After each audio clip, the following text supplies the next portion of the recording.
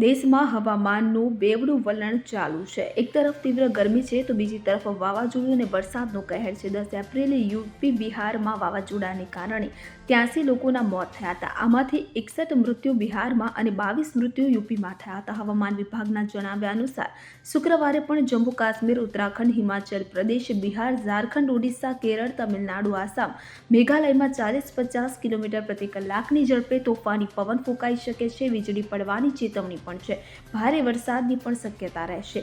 ગુરુવારે ઉત્તરાખંડના ચમોલીમાં વાદળ ફાટ્યું હતું। દેશમાં પણ કાળઝાળ ગરમી પડી રહી છે કે જે મોટા ભાગના રાજ્યોમાં ગુરુવારે દિવસનું તાપમાન 35 ડિગ્રી સેલ્સિયસને પાર કરી ગયું। રાજસ્થાનના બાડમેરમાં સૌથી વધુ 44.3 ડિગ્રી તાપમાન નોંધાયું હતું। આજે પણ દિલ્હી, હરિયાણા, પંજાબ, રાજસ્થાન, મહારાષ્ટ્ર, ગુજરાત, ઓડિશા અને ઉત્તર પ્રદેશમાં તાપમાનનો પારો 35 ડિગ્રી સેલ્સિયસથી ઉપર રહેશે।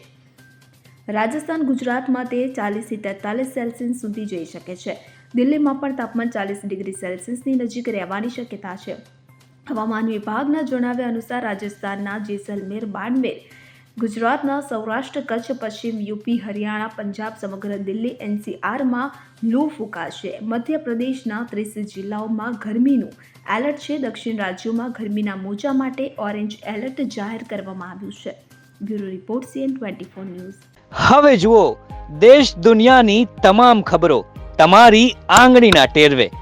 ઉઠાવો મોબાઈલ અને ગૂગલ પ્લે સ્ટોર પરથી ડાઉનલોડ કરો અમારી CN24 ન્યૂઝ મોબાઈલ એપ।